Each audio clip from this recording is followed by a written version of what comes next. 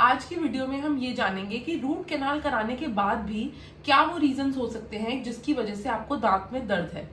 Hi everyone, I am doctor Srishti Panjani. I am a private dental practitioner at Coral Dental Delhi and I am also a fellow from the Royal College of Surgeons UK. तो root canal treatment अगर आपका हो चुका है तो discomfort के कैसे symptoms हो सकते हैं। सबसे पहला सिम्टम तो जो पेशेंट्स आके बोलते हैं वो ये कहते हैं कि मीठा मीठा सा दर्द है। ये पॉकेट डेप्थ की वजह से हो सकता है। दूसरा सिम्टम ये है कि पेशेंट्स को वहां पे चबाने में प्रॉब्लम होती है और वो दांत अलग सा ही फील होता है। ये सिम्टम्स आपको 1.5 से 2 हफ्ते बाद भी अगर परसिस्ट कर रहे हैं तो इसका मतलब ये है कि रूट कैनाल प्रोसीजर जो आपके दांत में किया गया है वो फेलियर की तरफ जा रहा हो सकता है। तो रूट कैनाल ट्रीटमेंट आखिर फेल क्यों होता है?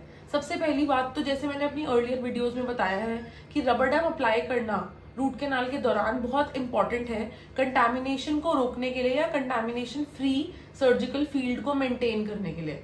दूसरा, अगर रूट कैनाल की कंप्लीट एनाटॉमी आइडेंटिफाई नहीं की गई ड्यूरिंग द ट्रीटमेंट या कोई कैनाल को मिस कर दिया गया है उसकी वजह से भी आपको दर्द परसिस्ट कर सकता है।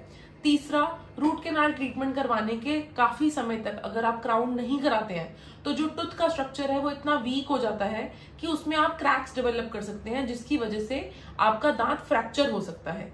ये कुछ रीजंस हैं जिसकी वजह से दांत के नीचे या तो पस फिर से बन सकती है या दांत स्प्लिट ओपन हो सकता है। तो काफी कॉमनली ये देखा गया है कि रबर डैम की एप्लीकेशन करी नहीं जाती रूट कैनाल ट्रीटमेंट के दौरान। इसके क्या डिसएडवांटेजेस रहते हैं पेशेंट्स को? सबसे पहला डिसएडवांटेज तो मुझे ये फील होता है कि आप एक केमिकल है जो रूट कैनाल क्लीनिंग के लिए वेरी वेरी इंपॉर्टेंट है, वो है सोडियम हाइपोक्लोराइट। इसकी 5.25% कॉन्सेंट्रेशन से ही जो आपकी नस के अंदर इरिगेशन की जाती है उससे सारे पस को और टिश्यू को डिसॉल्व किया जा सकता है। ये कॉन्सेंट्रेशन का इस्तेमाल सिर्फ आप रबर डैम के साथ ही कर सकते हैं क्योंकि इस रबर डैम के बिना इतनी हाई कॉन्सेंट्रेशन में हाइपोक्लोराइट यूज करने से माउथ में बर्न्स हो सकते हैं। तो अधिकतर डेंटिस्ट जो रूट कैनाल ट्रीटमेंट के दौरान रबर डैम अप्लाई नहीं करते या तो वो इस केमिकल का इस्तेमाल ही नहीं कर रहे हैं या इस केमिकल को डाइल्यूट करके यूज कर रहे हैं या इसको इनएफिशिएंटली यूज कर रहे हैं जिसकी वजह से जो इसका काम है वो पूरे तरीके से नहीं हो पा रहा। तो ये और भी हमें अवेयर करता है इस बात के लिए कि रबर डैम के बिना रूट कैनाल ट्रीटमेंट को करवाना आपको काफी हद तक फेलियर की तरफ ले जा सकता है। तो कुछ फैक्टर्स हैं जो पेशेंट्स भी